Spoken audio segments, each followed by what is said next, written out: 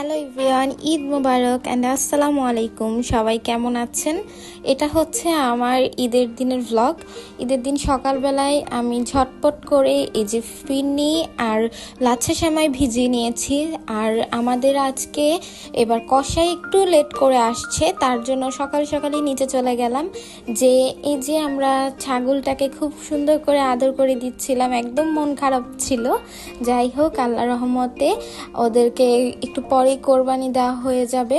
তো যাই হোক, এখানে সবাই মিলে খুবই অপেক্ষা আর আনন্দ করছিল যে কে কখন আসলে গরু ফালাবে, কখন আমাদের মাংসটা আসবে উপরে। আর সবচেয়ে বড় কথা, ঈদের দিনের একটা আমেজই থাকে অন্যরকম, যে পানির মাংস উপরে আসবে আর সেটাকে খুব মজা করে রান্না করা হবে আর সবাই মিলে খাওয়া হবে। তো যাই হোক, আলহামদুলিল্লাহ আমাদের কোরবানিটা সফলভাবে হয়ে গিয়েছে। আর এখন সবাই মিলে এই যে এগুলোকে পিস করে দিচ্ছে। কসাই ভাইরা বেশ অনেকেই এসেছিল, যেহেতু একটু লেট করে এসেছে তার জন্য সময়টাও একটু বেশি লাগবে, তাই একটু ওনারা মানুষ বেশি এসেছিল। তো এদিকে খাসির সবকিছু প্রিপারেশন করছিল। তো ফার্স্টে আমাদের বলা হয়েছে আগে আমরা কোনটা চাই, সো আমরা বলছি যে আগে আমাদেরকে গরুর মাংস এটাই দেওয়া হোক। তো যাই হোক, এই যে আমাদের মাংস যেটা রান্না করে সেটা উপরে পাঠিয়ে দিয়েছে আর সেগুলোকে ধুয়ে নেওয়া হয়েছে। এখানে না আমরা কোরবানির মাংসটাকে পিস করি না, একটু বড় বড়ই রাখা হয়, যেহেতু প্রথম দিনে রান্না। সাথে কিন্তু কলিজা আর একটু ফ্যাপসা যেটা বলে সেটাও দিয়ে দিয়েছি। আমরা কিন্তু শুরুর দিনে এটা খেতে, মানে প্রথম রান্নায় এই জিনিসটা থাকলে অনেক পছন্দ করি।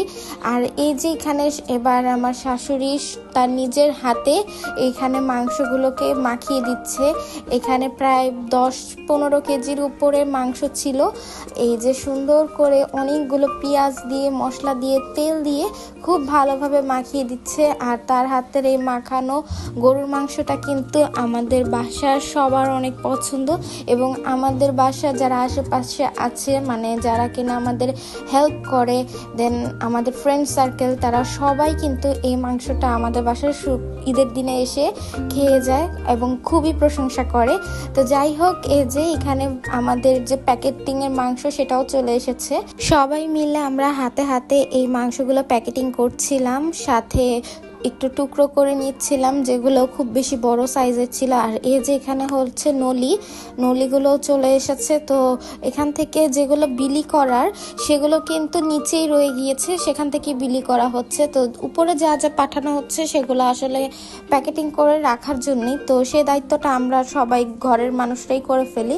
আর এই যে এখানে হচ্ছে খাসির মাংসগুলোকেও ভাগ করে দিচ্ছে আত্মীয় স্বজন আর আমাদের নিজস্বদের জন্য।